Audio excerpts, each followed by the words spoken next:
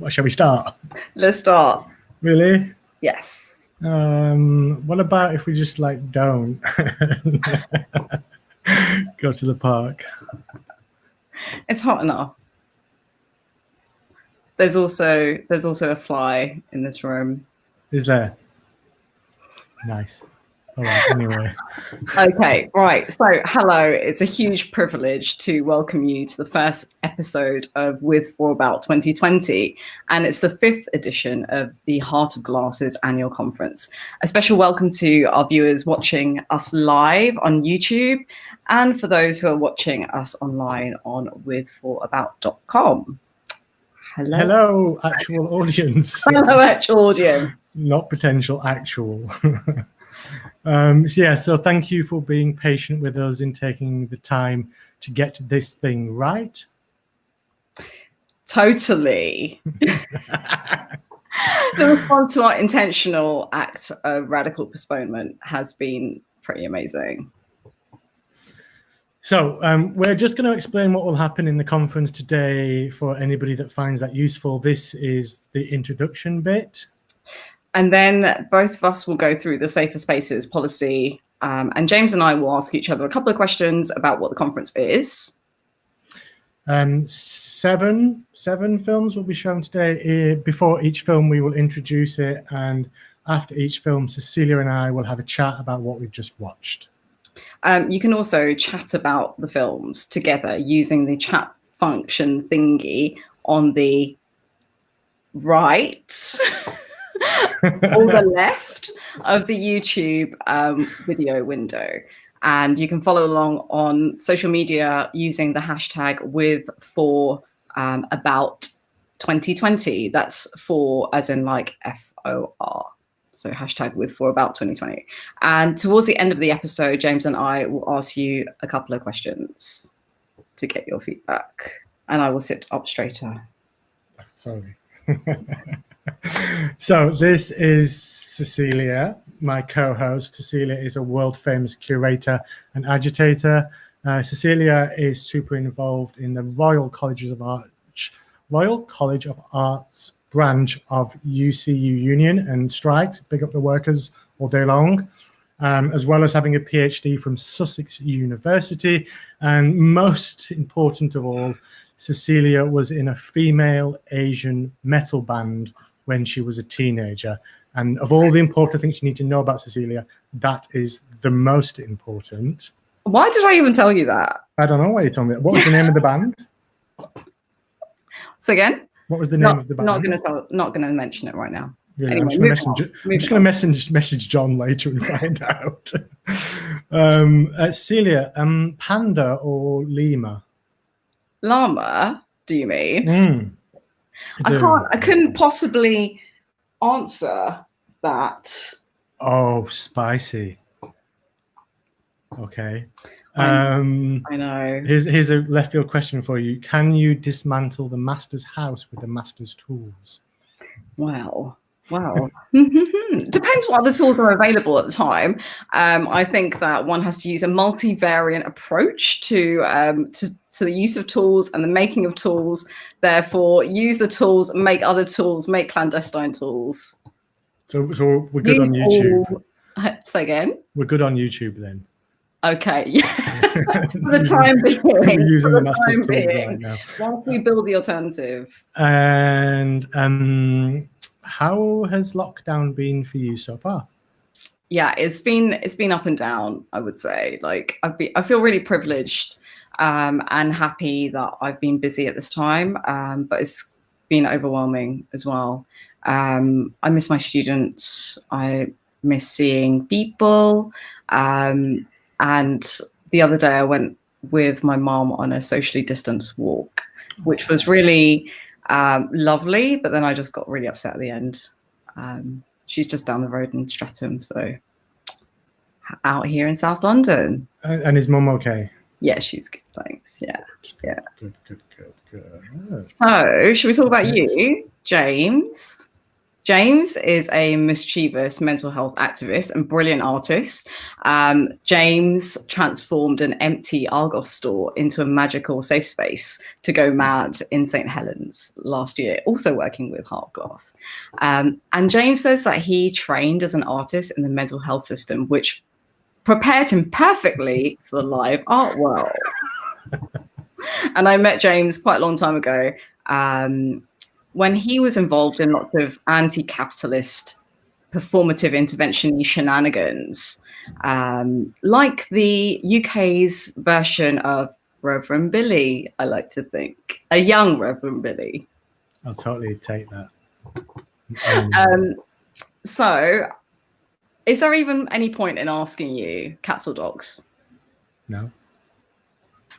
How can you prove it? Prove it. Hang on a second. Let's just, without crashing the internet. Oh, what's that? Oh, just behind the bottle.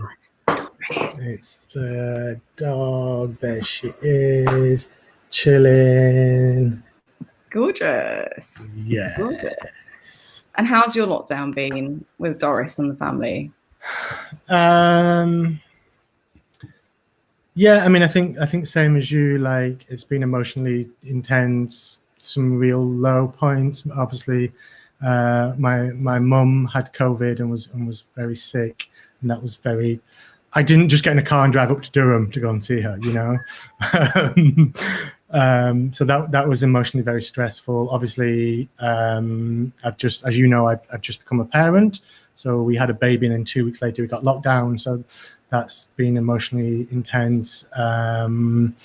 I've organized, like, the council block I'm in, we've organized the mutual aid group for that group, and there's been some distressing moments with that. But also there's been some really beautiful moments of solidarity and kindness, and, you know, being a parent is, like, can be super amazing. And like, yeah, I'm also just really tired, and just, like, utterly furious with the government. Yeah, of course. So by the end of the 4 episodes, we will have sorted out the current government. Are you still there? Yes, good. Yeah. Right. This is my shocked face. You're still screaming. We're doing the next bit now. Are we? Okay, so we're going to go through the safer spaces boundaries, and so this is there's a button just below. If you scroll down on the With For That website, you can click on that, and a window should pop up. So you can read it if you need to, but also we're going to read it to you. And this is just so we're super clear about what we can expect from each other and our interactions in this online space. Yeah. So number 1, ableism, homophobia, racism, sexism, transphobia, or prejudice against ability, asylum status, class, ethnicity, gender presentation, nationality, or religion is not welcome here. Each of us has different physical and emotional boundaries that must be respected. Please get verbal consent before crossing these boundaries. Number 3, be aware of the privileges that you bring and how that may affect others. Don't make assumptions on the opinions of others or how they identify. Kindly ask first and then actively listen.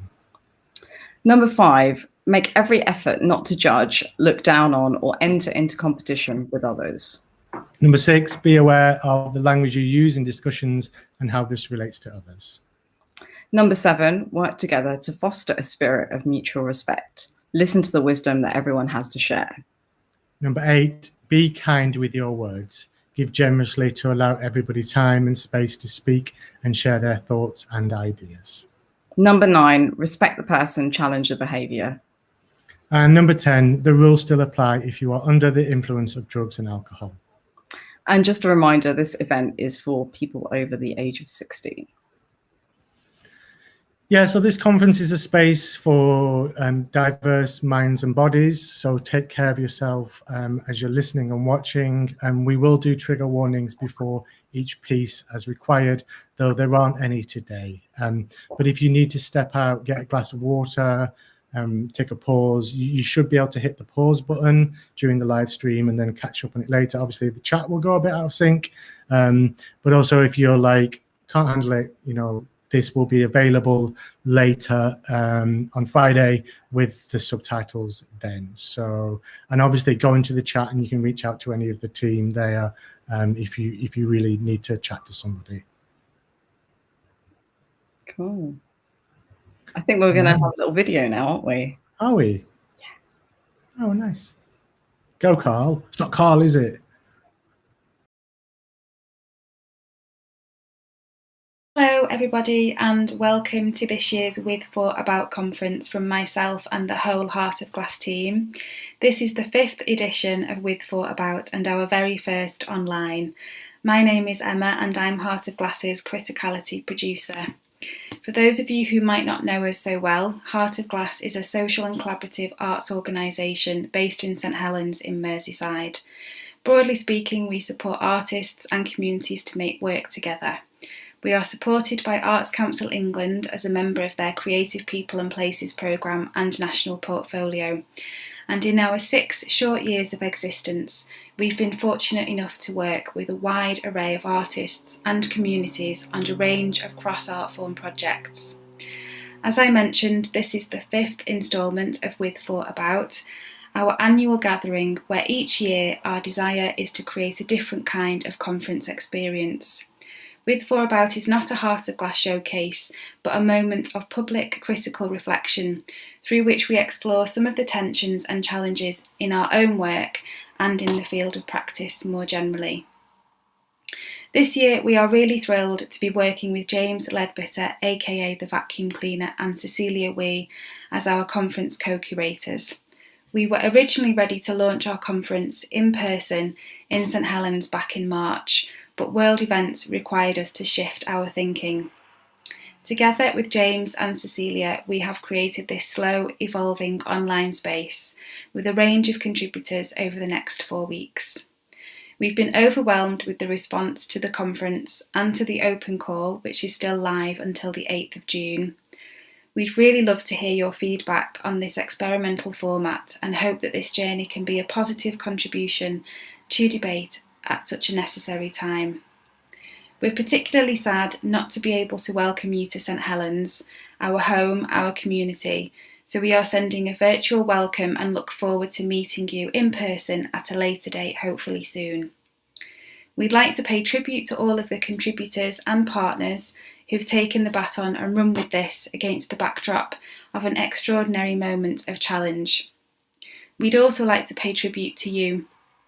We appreciate you sharing this valuable time with us and look forward to being stimulated and challenged together. So without further ado, I'll hand over to James and Cecilia and this week's contributors. Cecilia? Yes. Why are you still editing the script? I like to do a bit of typing, Just picking out all my typos from the text. We're going to do like what this is and how we got here and what is good and what has been problematic in terms of today and the making of this. So, Cecilia, what is this? What a shruggy emoji. Okay, so With For About 2020 is a slow conference for a fast-moving crisis. So as we said before, then this is the first of 4 episodes. So we're going to be here, same time, same place, every Wednesday until the 17th of June. And of course, you can listen and watch back later as well. And what we wanted to do was really to try and center marginalized voices. So we're talking about disabled people, people of color, LGBTQI plus folk, working class folk, and all of those communities who experience structural violence within society's current structures, structural oppression and institutional fragility to create a generous but also stimulating and also fun place of learning. So that's what we hope to do. So we've got lots of artists and activists and academics, many of whom are from the UK, but also international. So we've got people from Australia, US, Palestine, Ghana, Ireland, China, Uganda, Germany, Korea, and also here in the UK. And I'm presenting this from my home. I think James is in his studio. There's probably going to be kids in the garden at some point or other, but also at the mercy of the internet wherever we are residing. So there might be glitches or there might be delays and lags and things like that, but hopefully all will be fine. And we're going to be here. I think the episode is about 1 hour and 45 minutes. So there's about an hour and a half left of material to get through. Cool. So how did this conference come about? So this version of the With For About conference is, oh goodness, what is going on? Hair malfunction. This version of the conference. So firstly, we kind of curated a conference around the themes of disability justice and my pride and radical models of support and allyship.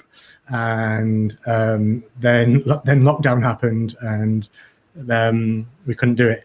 But a lot of those kind of foundation themes and experiences still felt really valid during this time that we're all going through. So we quickly reformatted the conference, and I threw out this idea of like a slow conference.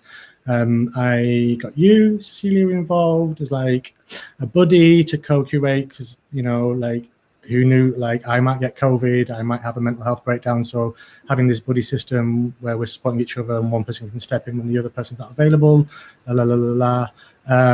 yeah, so we had these good foundations, and then we just kind of thought, let's open this up to people that are oppressed and are marginalized and find out how they are surviving. It's a big thing. I'm really fascinated by that, about survival strategies, because it's been so important for me in my personal life, and something I've always had to like come up against is like, on a day-to-day level, how am I surviving? How am I getting through today? So that framework is what we've done, and we've tried to make it global, as you've mentioned, because there's so much knowledge out there outside of the UK. Did I answer that question for you? Yes, you did. Thank you very much. That's all right. What's been good about the process of assembling With For About 2020? I think co-curating this with you has definitely been that's been great about this process. I think it's been really important. And also like the response that we've got from all of the contributors, just people like getting in touch, as well as the partners, like all the support and all of the generosity. And it's been a real pleasure and privilege to learn about all this work that's going on around the world. So that's, you know, just having the time and having the kind of capacity and the remit to put this together has been really amazing. Yeah. Nice. So what have we got wrong? We talked about the good stuff. Now, like, onto the other stuff. Let two people that struggle with self-confidence, let's ask them what's wrong. So firstly, like, there are voices missing in the program. 100% we need to reach out to a whole range of people, like people from South America. We need more Black British voices. We need more people learning disabled voices.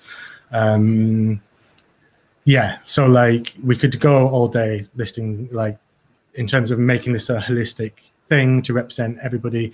Yeah, like, we haven't got that right. We've put this together really quickly, and that, you know, this is really like a 2-year job. So we acknowledge that this is not like a perfect curated thing to include everybody's voices. And we, you know, the open call is still open. So if you're watching and you're like, you can look at the program and you see there's something missing, scroll down and click on the open call button and like feed us some stuff. 100%. Working in this way on this like Zoom Jitsi, like, It's challenging. I mean, I'm pretty used to it. Like, I'm used to like doing global organizing with activists all over the world, but like it's just not nice. And like, we're all juggling so much that it's been really stressful at times. And I think we all need to do some like thinking around this, and maybe it's a question we come back to like on the last episode as well, to do some more chats around that. What is there anything, key things for you as well that haven't been right? Yeah, I think it would have been great to spend longer to be able to do this, because we've only been doing this, like we've been doing the co-curating, and I love co-curating because it is that kind of idea of like putting together different knowledge and our different perspectives and building something together, and that's been really important. But having the time to like really sift through things and really make decisions at the pace that we need, that things need to happen. So yeah, I was actually thinking about seeing some videos today. Yes. Is that okay? Yeah, I mean, I'm sure people didn't listen to come to us do tangential questions for an hour and 45 minutes. Oh, indeed. Shall I tell you about the first video? Yeah, why not? Go for it. Okay, cool. So the first video today is from Bamanya Brian, and he is an artist and musician and builder of modular synths out in Uganda. So he responded to the open call with a video of a project that he's currently working on. It's a pretty cool project, pretty DIY project. Let's dive straight in. Carl, cue Brian, cue Bamanya Brian.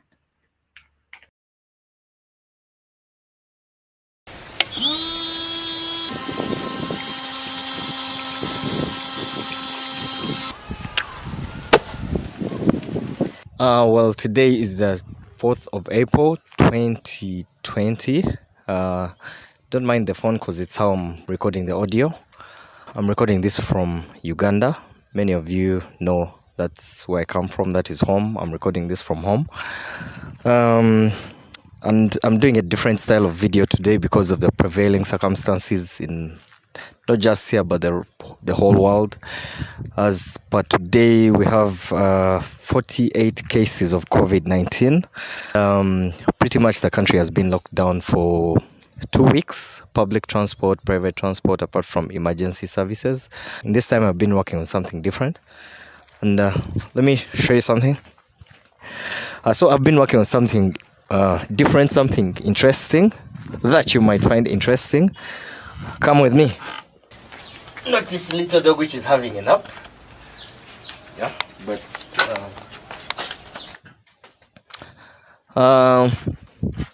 this is a pile of plastic bottles I've been collecting around, but please watch the rest of the video to understand why. In this video, I will be demonstrating the setup I use to produce sodium hypochlorite. Sodium hypochlorite is the main ingredient in commercial bleach and is a widely known disinfectant used in food production as well as for medical purposes. It is one of the disinfectants recommended by the World Health Organization to clean surfaces of COVID-19, the other being ethyl alcohol. Whereas a concentration of 70% alcohol is required to clean surfaces, only 1% sodium hypochlorite solution is enough for the same purpose, showing its potency.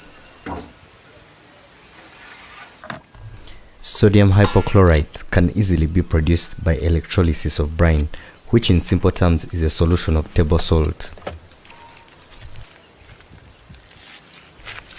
The chlorine ions need to be greater than 25% of the mass of the solution in order to produce chlorine gas at the anode and not oxygen. So I measure out an appropriate amount of salt and mix it with water. I then feed this solution into an electrolytic cell made of 2 plastic bottles glued together. In my setup, I use a voltage of 12 and a current of over 2 amperes. A higher current speeds up the reaction, but it also generates a lot of heat which eventually boils the solution. To prevent this from happening, I rigged up a simple cooling system driven by a water pump to extract the heat from the system through cooling tubes into the large metallic container. During electrolysis, hydrogen gas is produced at the negatively charged cathode and chlorine gas is produced at the positively charged anode. A series of other reactions happen that involve sodium hydroxide combining with chlorine gas to eventually produce sodium hypochlorite. But since I am not a chemist nor find pleasure in complicated balanced equations, I will leave it at that. For demonstration purposes, I attach a plastic bag to collect the hydrogen. After about an hour, the plastic bag has collected enough gas. Hydrogen is less dense than air and was used to lift passenger zeppelins until 1937, when the Hindenburg disaster happened, when a German airship caught fire on docking, killing 36 people. Hydrogen burns with a pale blue flame that is nearly invisible in daylight. The flame may appear yellow if there are some impurities, just like in my case. According to Faraday's law of electrolysis and some more boring mathematics, 1 amp-hour of electricity will produce 1.32 grams of chlorine gas. I aim for a 5% concentration of sodium hypochlorite as is available in commercial bleach. I then transfer the remaining solution into a plastic bottle. Sodium hypochlorite is a pale green liquid that has a strong smell of chlorine. To most people, it smells like swimming pool water, and this is no surprise since chlorine is used in water purification. It is a strong oxidizing agent, which is why it makes a good disinfectant. Its oxidizing properties also make it a good bleach, as is demonstrated by this unlucky handkerchief. Sodium hypochlorite breaks down in sunlight, which is why for commercial purposes it is packaged in opaque bottles. And talking bottles, the reason why I showed you a heap of plastic bottles at the beginning of this video is because I intend to use the recycled bottles to package the sodium hypochlorite. I intend to distribute it for free to people that may not be able to afford soap or hand sanitizer with the approval of the authorities. If you want to see this project proceed further, please consider a donation to my work through the channels listed below. Stay safe and thanks for watching. Such a great project. So good. So good. That was Bamanya Brian. He's in the chat on in the YouTube channel. So people who are watching around the world, say hello to Afro Rack. That's his musician name. Cecilia, let's dig into this. What do you like about it? I love, well, firstly, I love the fact that he's like producing the original, as he says, modular synth label that's coming out from Africa. That's really important for 100%. All of those electronic music lovers out there, and electronic music makers out there. So that, as well as the fact that, you know, he's kind of cheeky and he's doing something that's super simple, but he's obviously extremely knowledgeable about electronics, and you know, he's just using all these DIY everyday materials. And actually, I think about all of the other people around the world who are probably doing like really cool projects like him. Yeah. How about you? Why do you love it? Well, I guess, I mean, like for me, like DIY aesthetic, DIY politics all day long. I love that. I remember the day he sent the video through, and I just happened to be going through the open call emails. I was having a really crappy day. Like, I think the baby had been up all night. I hadn't slept, and I just watched it on the big screen, and I was just like, this is it. This is like when we as a community step in to care for each other and just do super practical stuff. And then, yeah, like you've said, like the video is like, it's well made, it's entertaining, it's structurally smart. He's got this like beautiful smile. It's, yeah, I just loved everything about it. And I was like, straight away, I'm like, Cecilia, quick, like, check this out. This is amazing. Like, get on this. Like, gotta have it. So yeah. Yeah. And it feels like the perfect way to start a kind of like conversation about the current situation and survival strategies, to go like DIY politics is always in there. It's always like a key thing. Definitely. So yeah, we have put information about like Bamanya Brian's projects, as well as like his details on our Twitter. So mine is at Cecilia Wee, and James is at Vacuum Cleaner. Also in the bio page, if you scroll down and click on contributors, you can see all the contributors that we've got the bios and images of from so far. And you can click on the links from them, or you can go old school and put their name in a search engine and find them. Reach out to Bamanya, send him an email. Like find out if he's on PayPal, like make a donation to the project, 100% all day long, DIY politics. Definitely. Big love to Bamanya Brian. Big love. Okay. What's happening next? So next up is Martin O'Brien, and this is a film that he's made with filmmaker and musician Suhail Merchant. And Martin is a really interesting artist. He is a performance artist and thinker and zombie, and actually really prolific, working across performance and writing and video art. And he's really examining his life as somebody born with a life-shortening disease. He's also a big head, and that doesn't. I don't mean that in a negative way. I mean just that in a very impressive way, that he is an extremely articulate and clever person who is a lecturer in performance at Queen Mary University of London.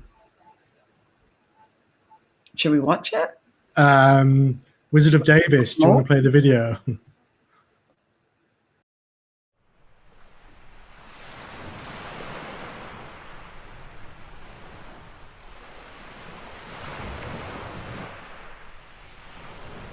My artist's studio is full of coffins at the moment.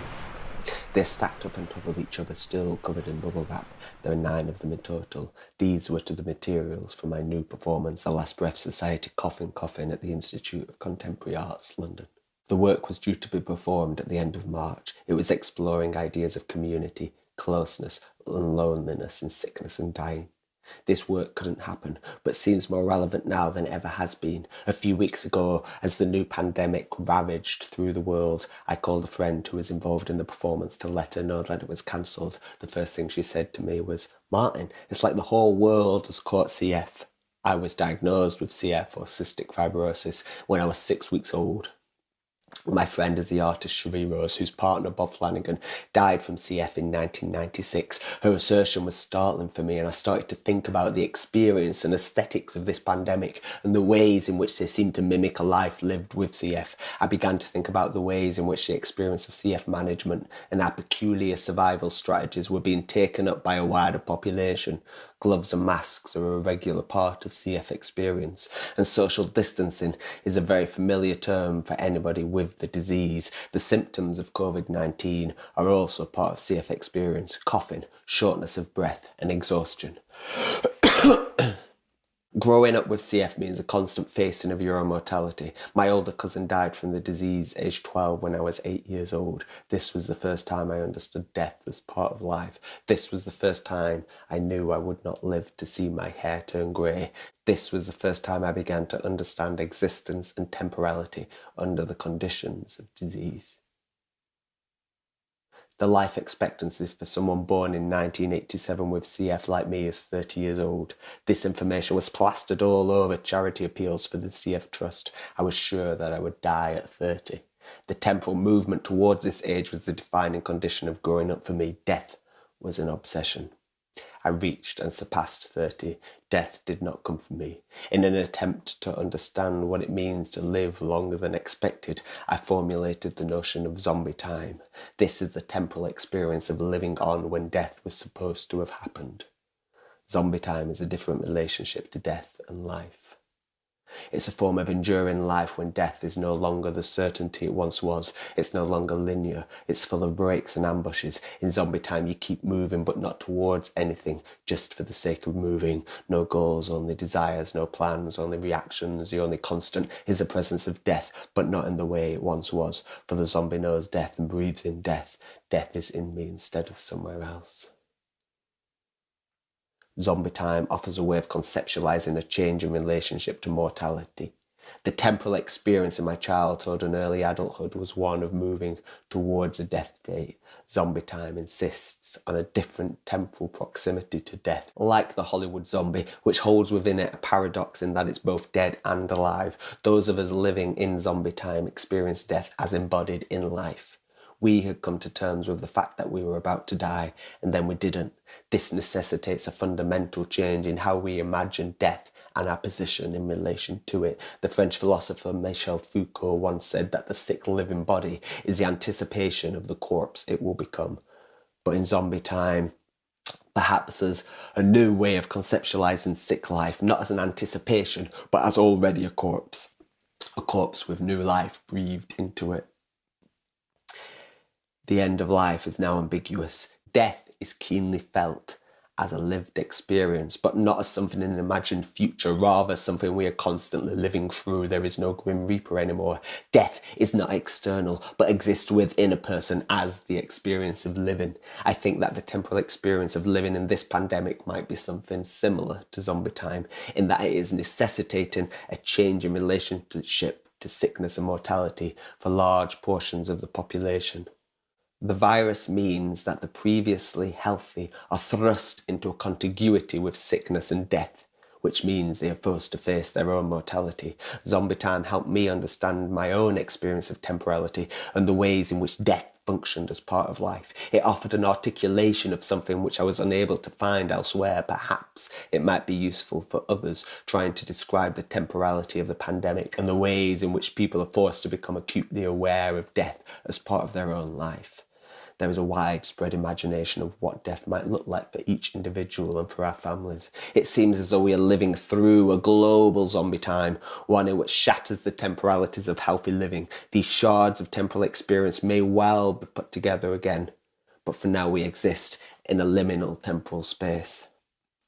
The Last Breath Society, coffin, is like a lot of my practice. My work has consistently used the materiality of my disease, breath, mucus, coffin, to explore what it means to be born with a life-shortening illness. I had often insisted on the isolation of dying young as a lonely process, as one which renders a person outside of the dominant experiences of life. Indeed, the experience of living with cystic fibrosis can be solitary.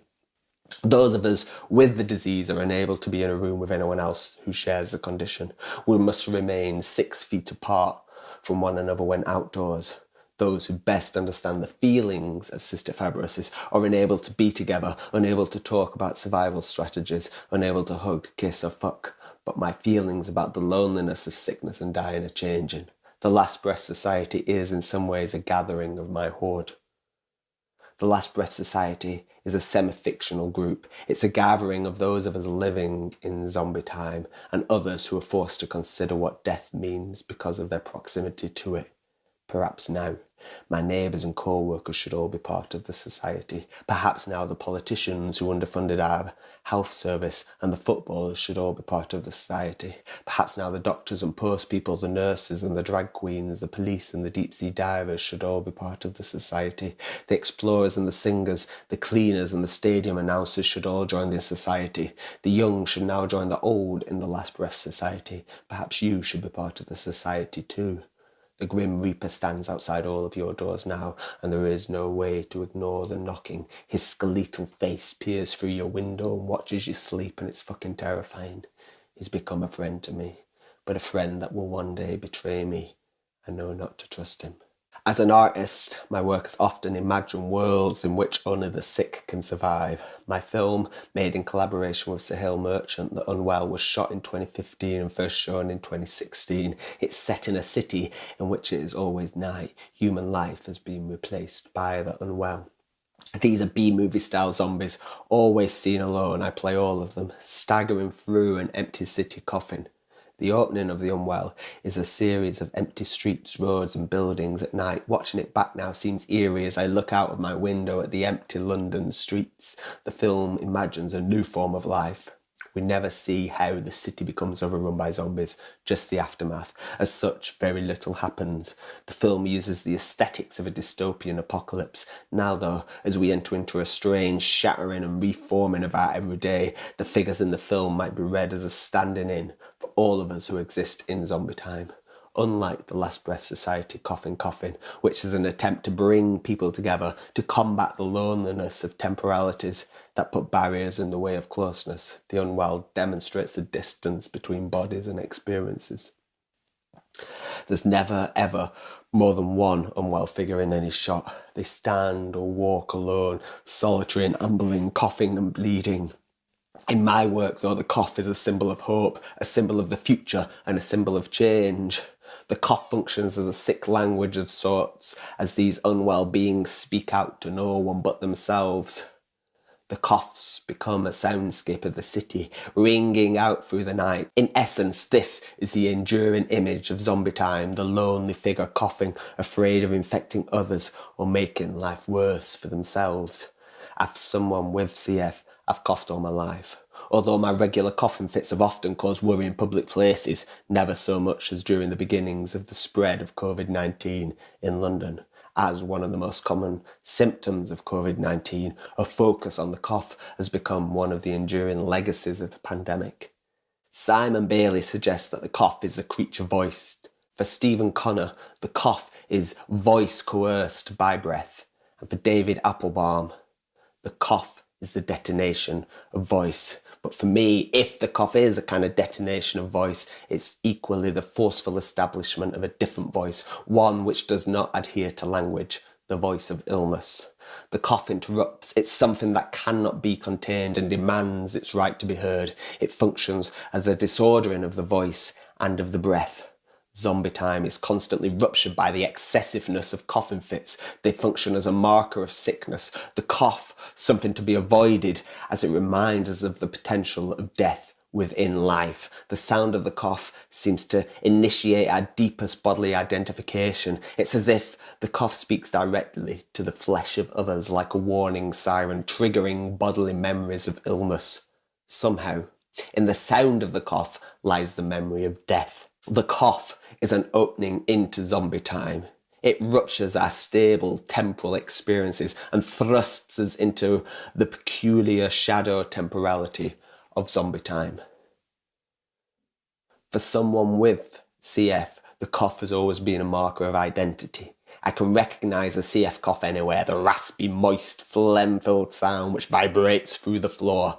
The cough of another CF sufferer has a strange impact, a sense of shared experience with another, but also fear. This cough has the potential to make me very ill. But now, in the zombie time of COVID-19, the cough represents the virus and acts as a reminder of mortality, not just for the cougher, but for all who hear it too.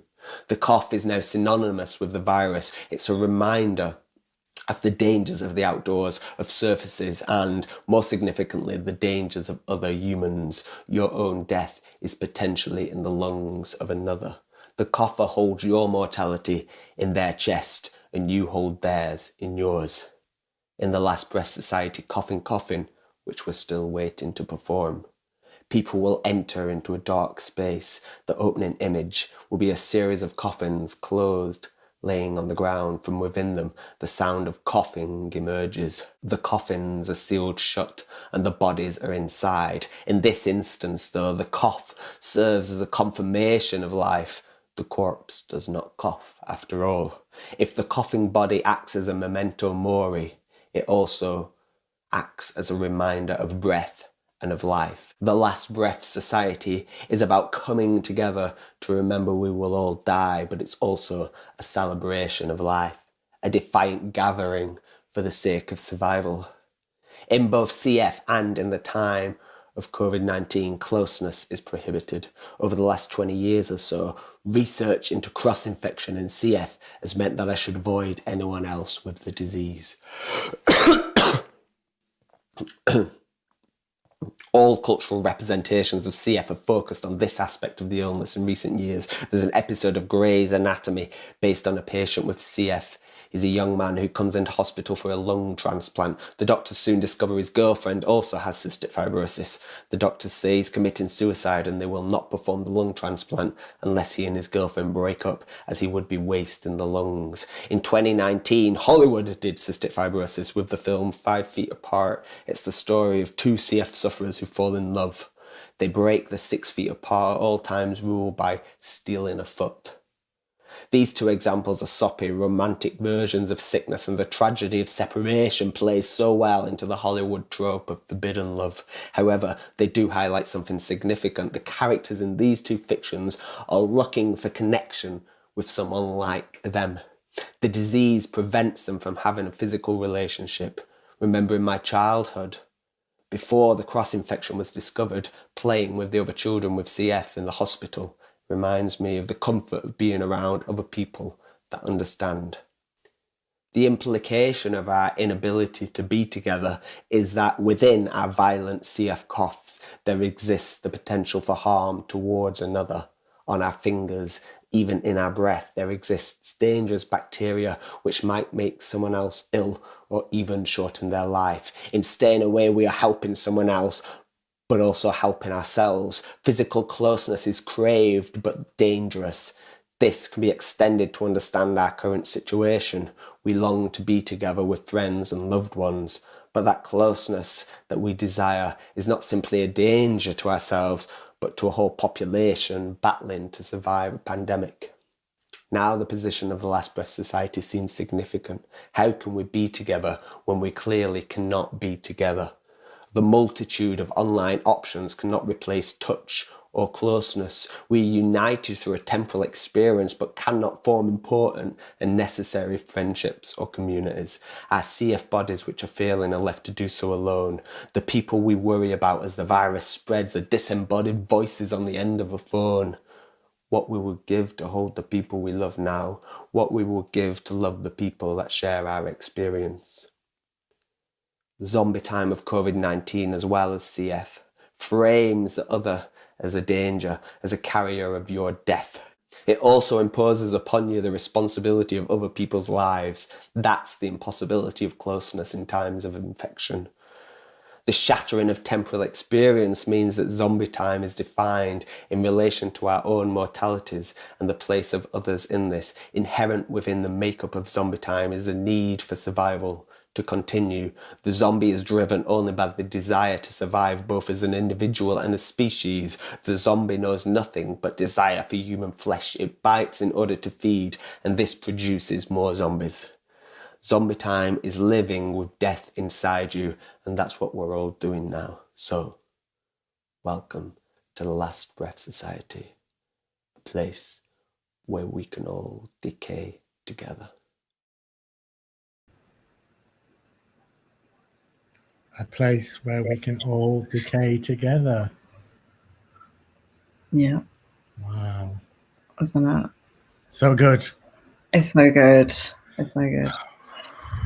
Yeah. A lot to digest as well, though. It comes at you pretty fast. Like you're right, it is accessible, but it is like, yeah, and beautiful and on point and so good. There is definitely so much in there. I've got a question for you, James. Have you? Is it a pre-written question in the script? Never work with children, animals, or trolls. Talk to me about what it's like for non-disabled people to be moving closer to the experiences of disabled people as we find ourselves currently in the situation of the pandemic. That's a big question. Yeah, so it is. like part of me is a bit like, welcome to my world, right? Like as somebody that has spent years in hospital or months trapped inside, like I'm like, yeah, it's not so bad. Like, you know, we've got the internet nowadays. Like, yeah. So but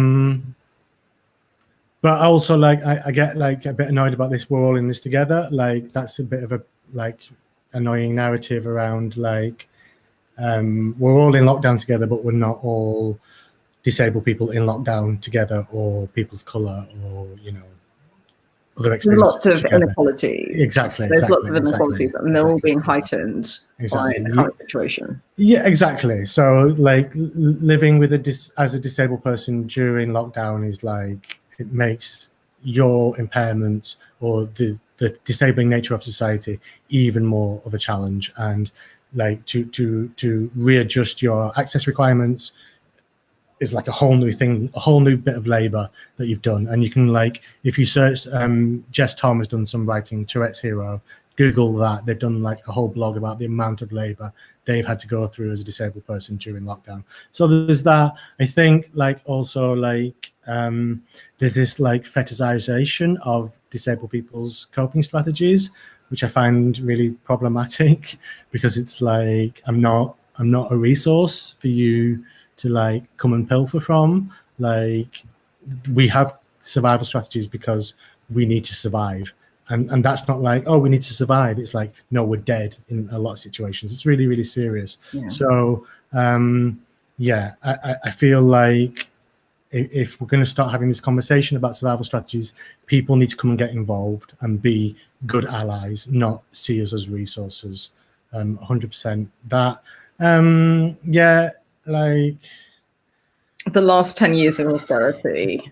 I mean, like, yeah, that, and just like, like the government have really got rid of the Care Act. The government have radically changed the Mental Health Act, and that has a profound effect on disabled people. So it's kind of scary, and I've had to do a lot of like late night phone calls to people who were very, very distressed. And so I think that's why when I saw Martin's video, and like he says this thing about being in the spaces of other people with similar impairments that he touched on in the film, that really, like, for me, that's like, yes. And it's hard to be in those spaces right now, but even the WhatsApp groups, or the like 3 a.m. call going like, yeah, you've got this, like that's yeah, sorry, I'm like going on now.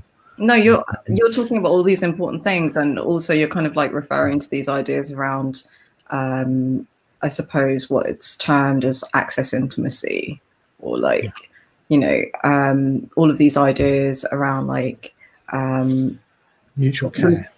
Yeah, totally, mutual care and disability justice, actually, and thinking about disability justice as something that's alongside racial justice, and alongside like justice for trans folk, and things like that. So we've tried to compile some resources. You have, let's call it, you've done that work. On disability justice, as well as other kind of readings and little podcasts and videos and tools. So there's a really nice kind of reference to disability justice that's written by Patty Byrne on the Sins Invalid website, and it talks about like the leadership of the most impacted, rather than thinking about the leadership of the, to think about the leadership of the most impacted, rather than as you said it, fetishization of the most oppressed. So please check out those resources. They're all in our reading and viewing list, which is on the website on a button down below. Wow, spicy. So I know that you have a story about Martin. Oh yeah, Martin O'Brien is from Burnley. I'm from Burnley, and we went to the same secondary school. Like, I'm a bit older than Martin, and we both went to Burnley Youth Theatre. And I have these like vague memories. Like, Martin says this is not true, but I have a vague memory of Martin being in the production of Tom Sawyer when I was like 14 or 15 or something, and just being this little coughing boy. Like, yeah, so this is like super weird that like this, like, I went to the same school as this, like, huge internationally respected performance artists. It's amazing, right? Also, Julia Howarth. I actually don't know who that is. For the people that watch Coronation Street, which is a show here in the UK, she also, went to Burnley Youth Theatre. So I know that Brian, Bamanya Brian and Martin O'Brien have both been watching the stream. And Martin says that there's going to be a written version of the piece that he created for our festival. And the Wellcome Trust is going to publish it online, and he'll let us know about it. Welcome Collection, not Wellcome Trust. Welcome Collection.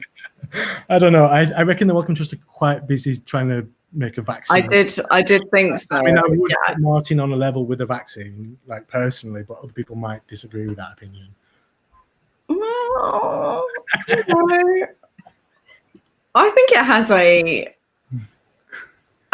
purpose. I think it has a healing purpose. Oh, 100%. Actually. 100%. Yeah. All day long. Yeah. Exactly. Totally. Okay, so you can find out more about Martin's work. He has an Instagram, and that is Martin O'Brien Art.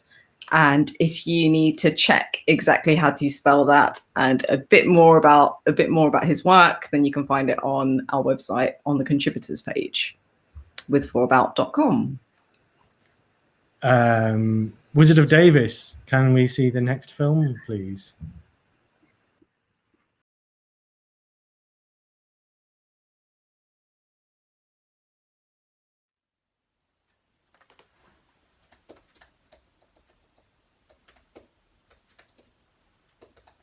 Hi, my name is Selina Thompson. I'm an artist based in Birmingham, and over the next few weeks, my cat and I are going to be making some little films about our lives. This is the first and only one with Bella, my cat, behind the camera in one of her favourite spots. She'll see you, or rather, you'll see her in a bit. For now, enjoy the world through her eyes.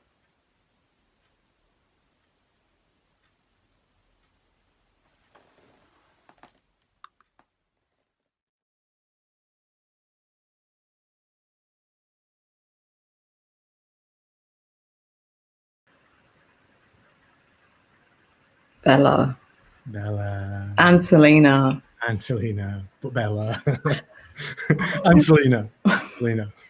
100%. So for those people that don't know, Selina Thompson is a internationally respected, world famous artist, writer and theatre maker who makes intimate, political, participatory, beautiful, stunning work. It's, like, super provocative, and it, like, connects just stories that we need to know more about.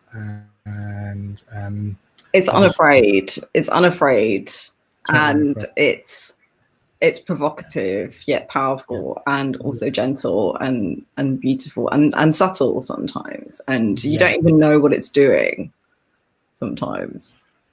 And Bella is Selina's cat, or Selina is Bella's human. That's the way it might be.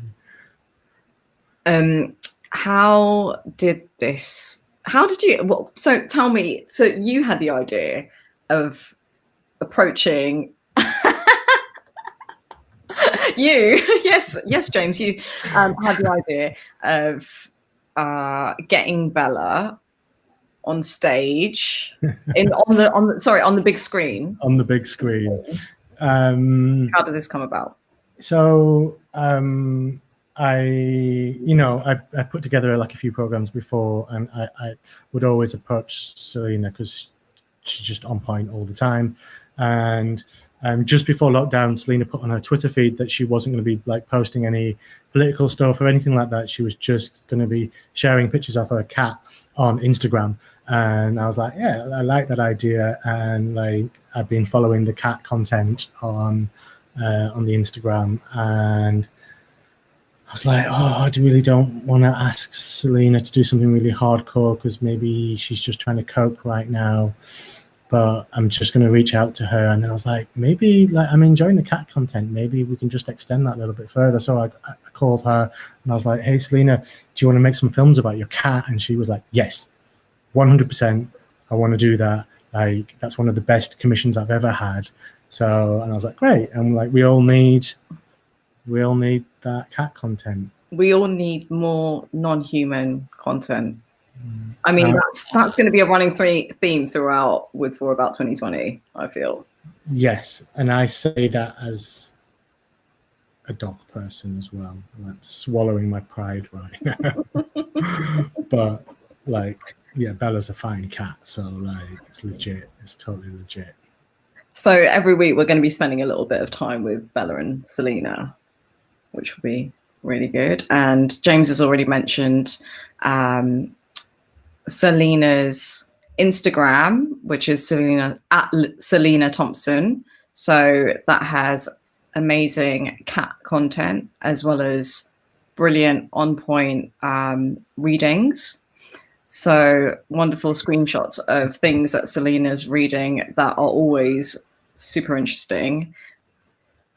So you can find a link to Selina's website and all our contributors on the contributors section of withforabout.com. Do you want to say something about Selina's piece, Salt? Because you saw it and I didn't get to see it. I mean, yeah, I mean, those people that have seen it, it was Heart of Glass programmed it in the Fair Festival like 2 years ago or something. I didn't get to see Selina perform it, but it's, you know, it's just a monumental, yeah, you know, it's like one of those seminal pieces straight away. It's just stunning. So Selina, on a boat, retraced the transatlantic slave triangle from the UK down to Ghana, over to Jamaica, US, back to the UK. And it's this, just the story of her journey and the understanding of her heritage and her body and mind and what it goes through on that journey. And it's just like, it's just beautiful. I don't have the words to describe it. Like, I'm not a smart enough person to do that. I'm getting emotional even thinking about it. Like, it punches really hard and with such tenderness, and that's like such a hard thing to get right. So yeah. Thanks, but also, like, I understand totally that it took a lot for Selina to make that piece and to perform it, and like, I think that's something we all have to recognize. Like, the labor involved for her to make that piece is just astronomical. Like, yeah. So full props to Selina. For sure. Yeah. For sure.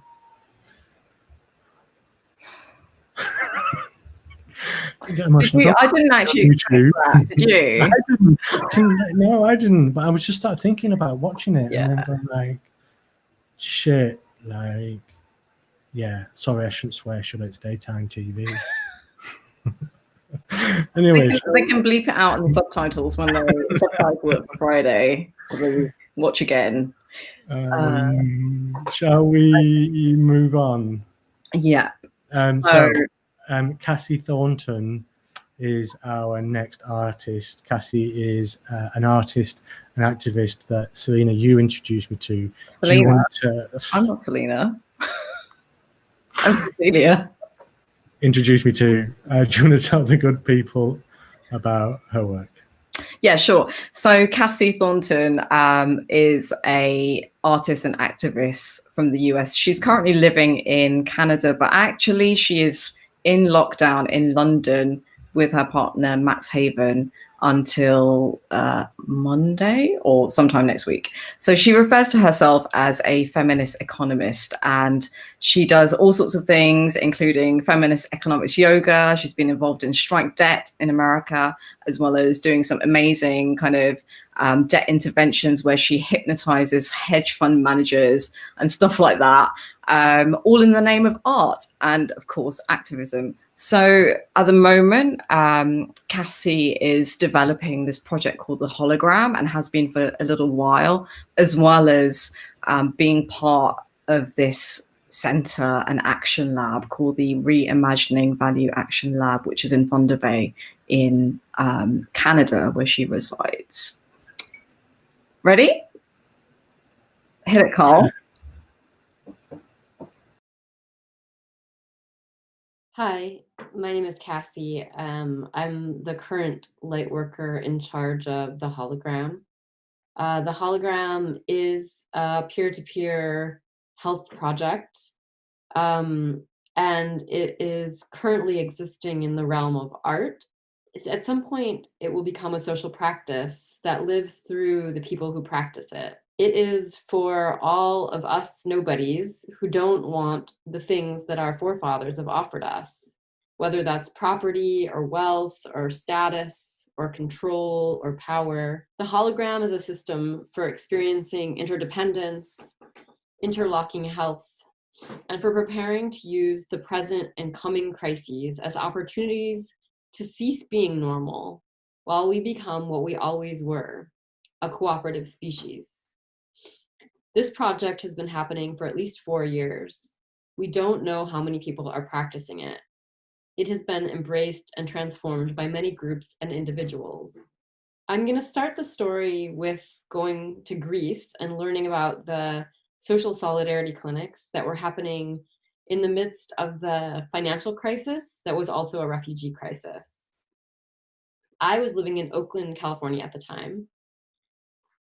In Greece, many doctors, as many of you I'm sure know, doctors, nurses, masseuses, dentists, psychologists, therapists, began to volunteer and produce completely free medical clinics all over Greece. And at one point, I believe that there were 60 of them. They were often in squatted buildings, and some of them were run by anarchists by assembly. And specifically, there was one clinic and group of people who were interested in questioning and challenging the hierarchies implicit in medical care. And this group that I became interested in and also acquainted with was called the Group for a Different Medicine. And they developed many, many projects and protocols that challenged hierarchies between genders, between doctor and patient, between refugee and Greek. But ultimately, they worked on one project called the integrative model that I became really fascinated by. It felt so brand new and completely ancient at once. So this project that they were working on became really influential to me. And then when I shared it with friends in Oakland, it became a kind of group project to think about how we might apply this free, non-hierarchical medical care to our lives and situations where we weren't living in California thinking that we had a crisis, but yet with huge amounts of homelessness, huge racial inequality, no one living with good medical care, or most people not without good medical care. What we were living through was not called a crisis, but I wondered what it would mean if it was. Would that mean that people would begin to experiment with what it means to provide and receive care outside of the system we came to know?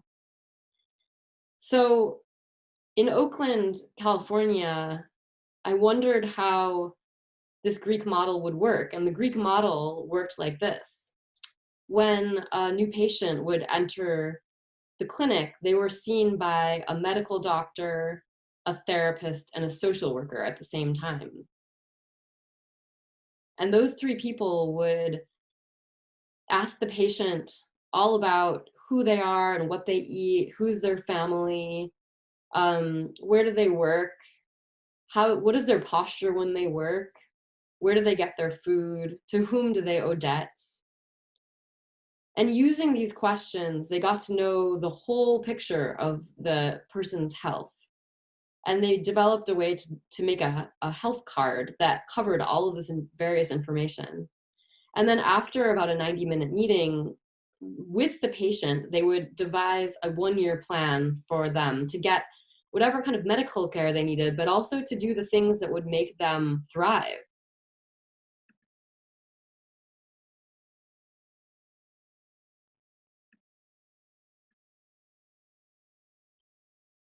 So this is the Social Solidarity Clinic of Thessaloniki, which was the first place where the integrative model was practiced.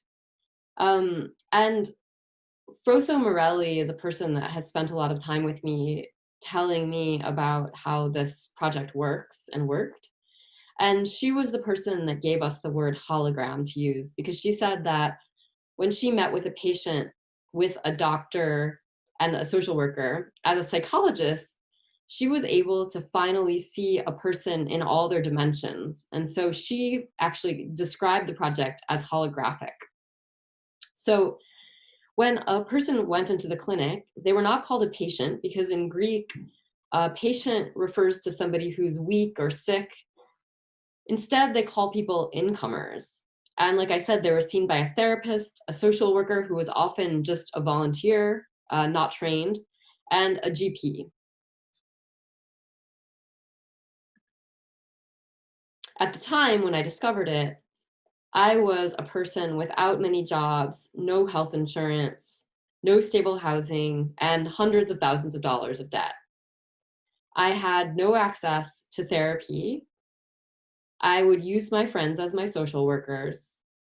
And I had liability insurance, which means that I could go to the hospital if I got hit by a car on my bike, but probably not before that. I was definitely not the only one. And I feel that now more than ever, I'm definitely one of many. So the question then, as it is now, is a different medicine possible? Can we do this without experts? Can we do this without space? Can we do this without money? Can we do this without stability? Can we do this when we're all a little sick? Can we do this when we've been taught that we can only trust experts? Can we do this when we don't even trust ourselves? So how do you organize your own care before and during an emergency within a set of completely unstable conditions? Many of us have lost our jobs. Many of us know that our future jobs are in question. Maybe we're not paying rent or we don't know what's going to happen. And maybe we're comfortable, but we're surrounded by people who are not. So back in 2016, I invited a group of people together who were working as activists and artists and healers. And we began to imagine how we could actually take the project that we saw in the integrative model and make it something that was viral and peer-to-peer, that we could use ourselves without having any experts or any space, and where we could actually regain the skills of trust that capitalism had stolen from us. So our idea was that we could have a person who plays the role of the patient here, who's called the hologram, who receives attention and care from 3 people who may be friends or acquaintances.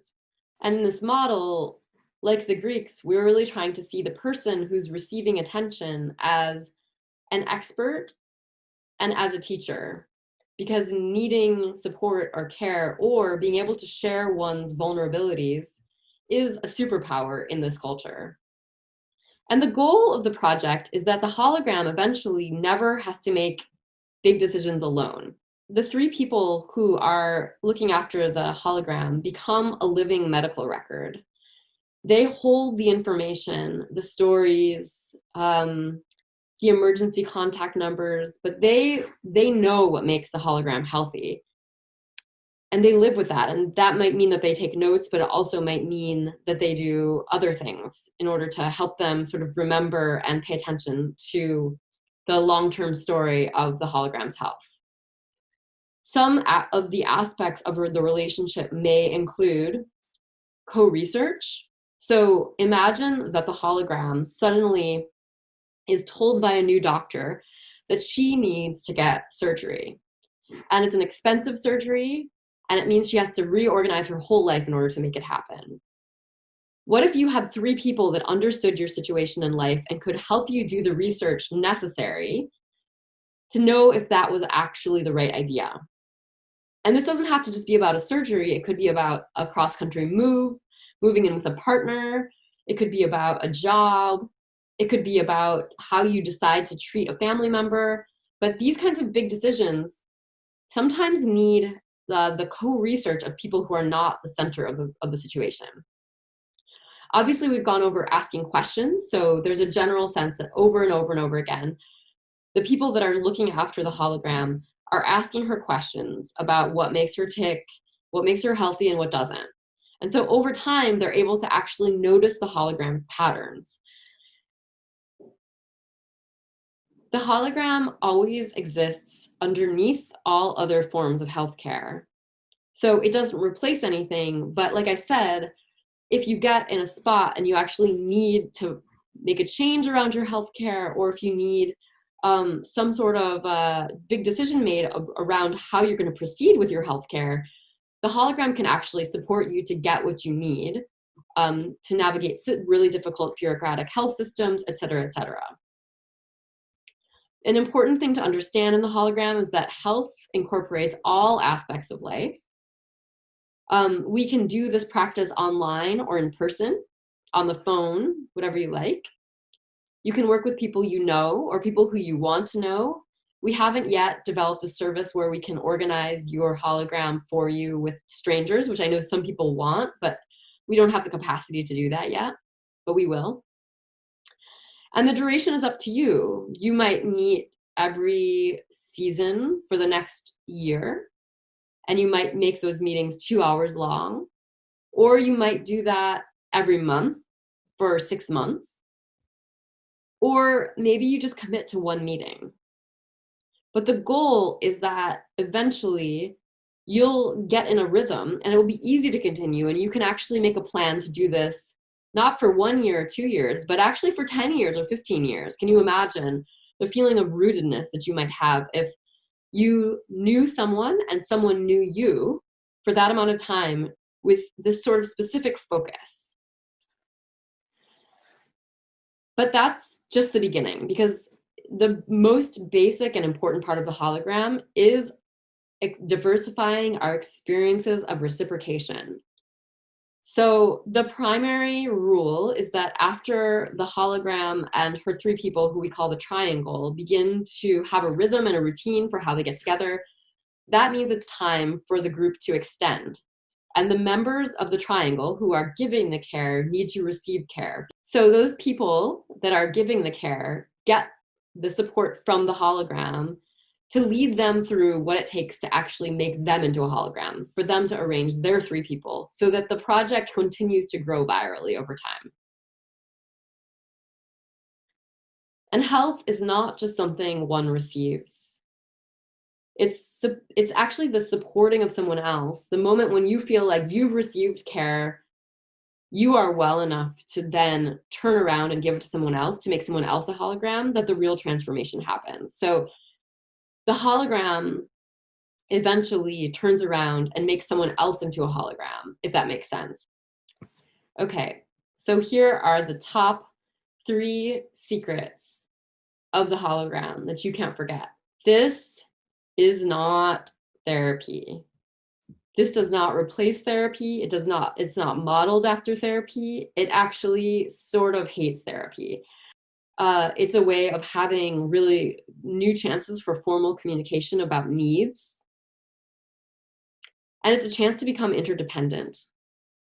So, as you may have noticed as I described the model, this does not have a one-to-one reciprocation. So if I'm a hologram and I have 3 people looking after me, I don't give back to them what they've given to me. I pay it forward to someone else. And I make sure that the people that are supporting me are supported. And it's more about creating an experience where reciprocation is flowing through a community, that health is moving because it's moving through people, and it's not going back and forth one-to-one. So it's not modeling the sort of transactional experience that we mostly experience in capitalism, where someone gives us this life-giving service or medicine, and we have to come back at them with something of equal value. It's just not about that sort of transactional tit for tat experience. It's something completely different. This is like a training ground for having post-capitalist experiences.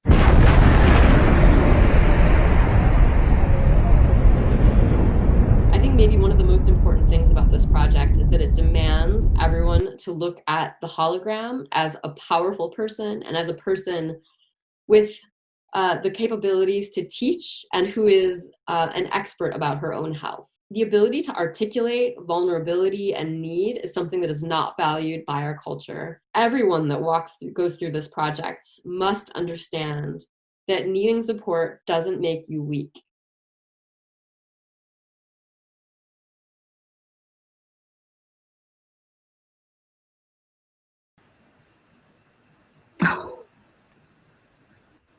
It's Doris.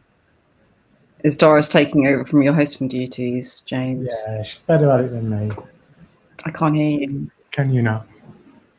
Can you now? Go on, go on. I can hear you now. I can hear you now. I love that project. I love it so much. I love it so much. I don't really know where to start, really, to unpack it.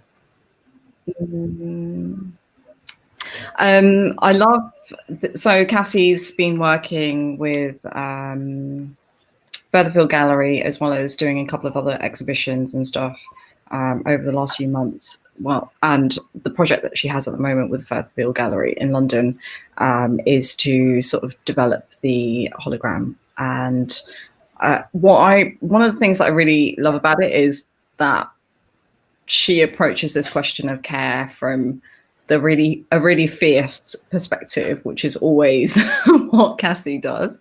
But that, yeah, as she says, it's about this idea of reciprocation and really, I guess, resisting this idea of the capitalist idea of scaling up and a capitalist idea of growth, and instead figuring out how to do that in a really organic and careful, as in a way that's full of care, and yes, a way that kind of like structures and processes and gives us time to kind of like think about and support each other and our experiences. And just this, in some ways it seems maybe quite simple to some people, but actually I feel like this is the structures that we really need at this time. Yeah, 100%, because so Cassie's in lockdown in London, as you mentioned earlier, and she's actually just around the corner from my flat. So we've actually met up in the park a few times and walked around and had some chats. And obviously, because you introduced me to her work, I really wanted to drill down into what it was. And we talked a lot about what is required to navigate formal healthcare systems. What is it like as a person of color or as a disabled person or whatever, to like, how do we navigate those systems when they can feel very alien to us? And we both spoke a lot about the need to have that solidarity framework around us, like to know how to ask the questions or how to access the thing. And I know it's something that you and I have spoken about in terms of our own needs over the years. And like, it feels really healthy. Right, you need to be coached. You need to be coached, but also it feels really healthy to formalize that relationship, because a lot of those relationships are informal models of care. How do we share those strategies with people? How do we bring other knowledge into those strategies and formalize it into an actual survival system that everybody can access? And that's why I love, like as you say, this model of growth as a survival strategy and stuff like that. It's so beautiful and like it's like super nourishing and stuff. It's like cake and chips and a salad. It's good, and it's got like the good stuff, but also the nourishing stuff, and also like The yum yum. That's my like super deep academic take Thank on Cassie Thornton's work. You can tell I left school at like 18 or whatever, can't you? Stop it. So if you want to join Cassie and a group of other good folk, then you can sign up to Cassie's mailing list, or the Holograms mailing list, and that's at thehologram.xyz. And you'll be able to find a link to that on the YouTube chat, as well as on our website on the contributors page. So also on our website is a link to Reimagine Value, which is the podcast that Cassie does with her partner Max as directors of Reimagining Value Action Lab. So it's a super interesting podcast about like economics, as well as resistance and politics and artistic practice and all of that stuff.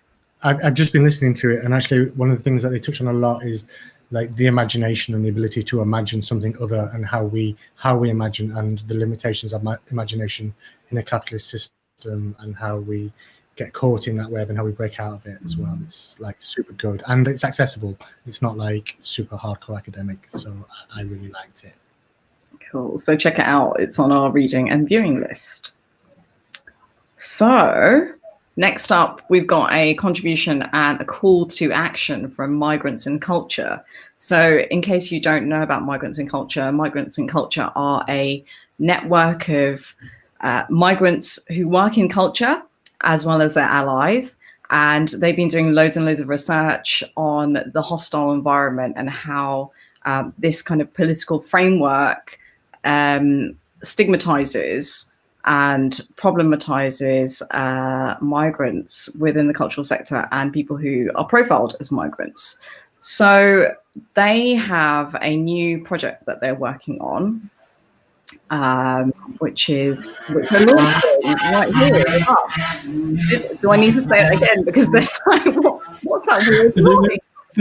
There's a kid on a little moped outside my window. All right, okay. Driving through the park, probably running away from the feds. So fair enough, he's got to survive. Yeah. Okay. So yes, they're launching a new project right here, right now, and it's called the Culture New Deal. Shall we just Watch it? Yeah. Hello, we are Migrants in Culture. We are a group of migrant cultural workers organizing for a cultural sector that is accountable to migrants, people of color, and all others being impacted by the government's hostile environment policy. In the beginning, we met up to share our experiences of being tokens of internationalism or diversity, of paying taxes but being unable to vote, of going through the limbo and hefty wallet of immigration law, of navigating the lack of legal, financial, and emotional support at work, of negotiating a sector that uses migrant stories but doesn't fight for migrants' rights, of recognizing that art and culture alongside our hospitals, schools, and streets is also a hostile environment. We decided to do a survey to find out how the government's hostile environment policy impacts on the cultural sector. We found out that 90% of us working in culture are fearful or angry, that 65% of us are thinking about immigration policy daily or weekly,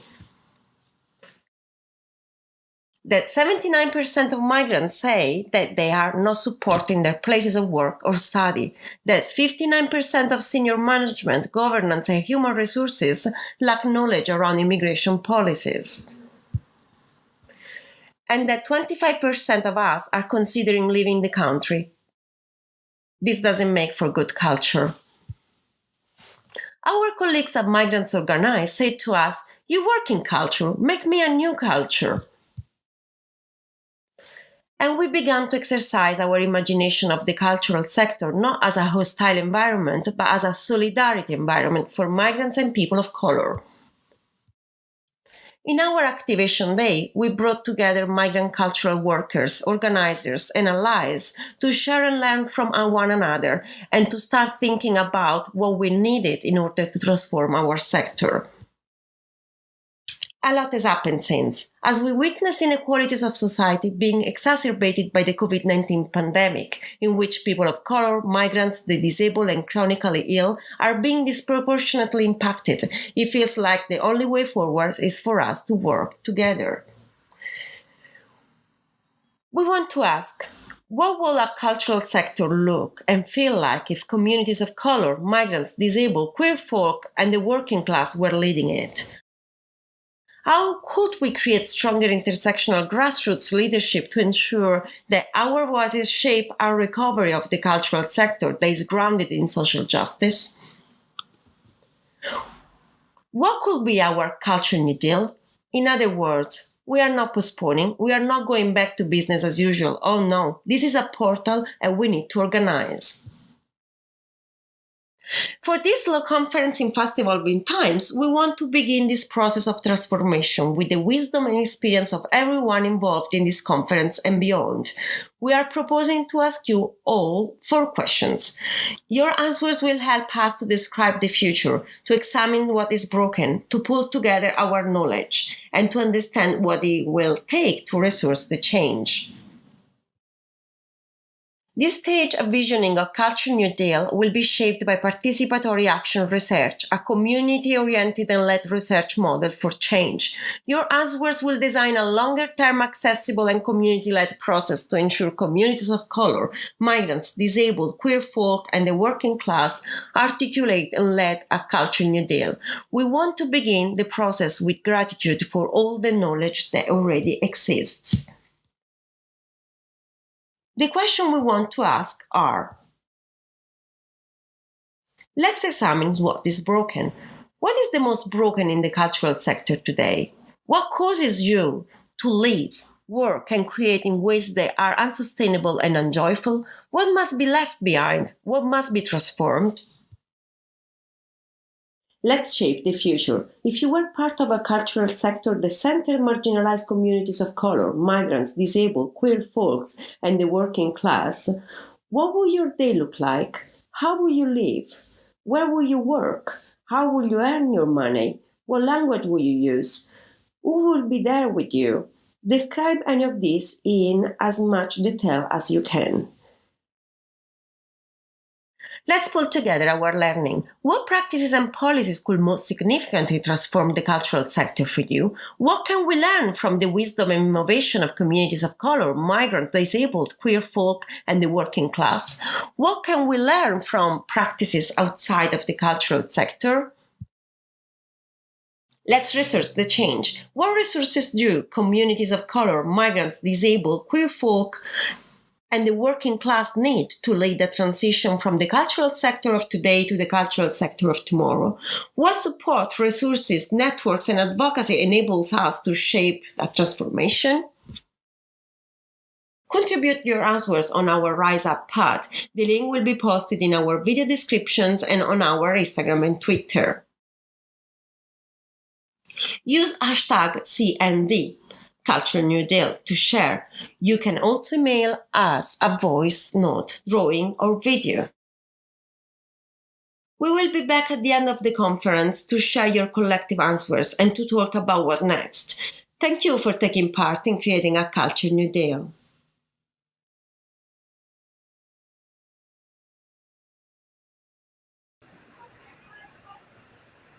Cultural New Deal. Yes, please. Yes, please. Yes, please. So just to recap, as there's a lot to take in that video, we're just going to quickly recap it for you. So if you would like to get involved in shaping Migrants and Culture's Culture New Deal, you can find a link on the contributors page of With For About. You can do the search engine thing for Migrants and Culture. It's in the chats and on the Twitter as well. And then you can go to a Rise Up pad. A Rise Up pad is basically like a non-corporate version of a Google Doc without all the surveillance technology, like YouTube. Hi. Hi, Larry.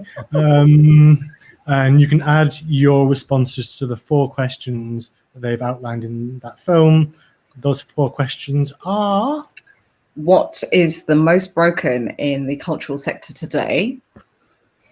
Second question is, if you are part of a cultural sector that centers marginalized communities, what would this look like? Third question is, what practices and policies would most significantly transform the cultural sector for you? And the fourth question is, what support, resources, networks, and advocacy will enable us to shape a transformation? So you can also follow Migrant Culture on social media, and we'll see Migrants and Culture return for the last episode of With For About 2020. That's on the 17th of June, and they're going to be able to share. So if you contribute to that collective knowledge generation process by answering the questions that Migrants and Culture are posing, then they'll be sharing back what people have been saying on the 17th of June, and they'll also be telling us how they're going to take that process for the Cultural New Deal forward. Amazing. Do you think we need some more Bella? I need some cat, yes.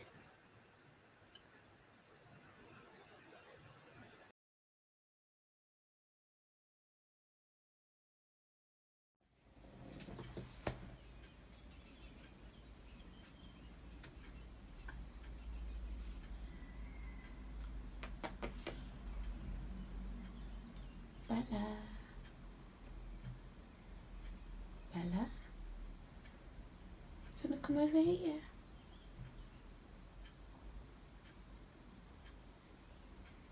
It's okay if you don't.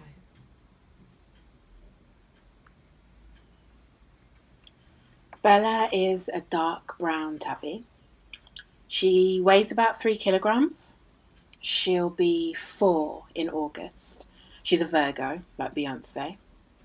She likes dairy, milk, yogurt, cheese, ice cream, which is unfortunate because she's lactose intolerant. She likes poultry and beef. She likes small, rattly mice, fishing rod toys, routine, scritches beneath the chin or on the side of the face, and being underneath my bed. She dislikes fish, being picked up, other people, unpredictability, other cats, any cat bed I've purchased for her. I think she probably dislikes lockdown. And that's Bella 101.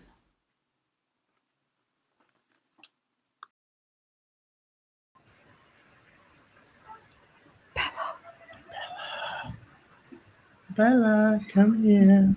I just always feel like Bella's so far away. I just need Bella to come closer to me. Hey, I mean, if you can drive to Durham, I'm sure you can drive up to Brum and Very true. Very Yeah. true. Just knock on Selina's door. Excuse me, can I just go Can and I get the cat? Yeah. I mean, I'm lending out my dog quite a bit at the moment, so you've got to share the love. Very Selina, true. I know you're watching. We're coming for your cat, babes. Yeah, because we've got to give a shout out to all of the pets and the soft toys who are holding it down for their humans. 100%. So shout out to Doris.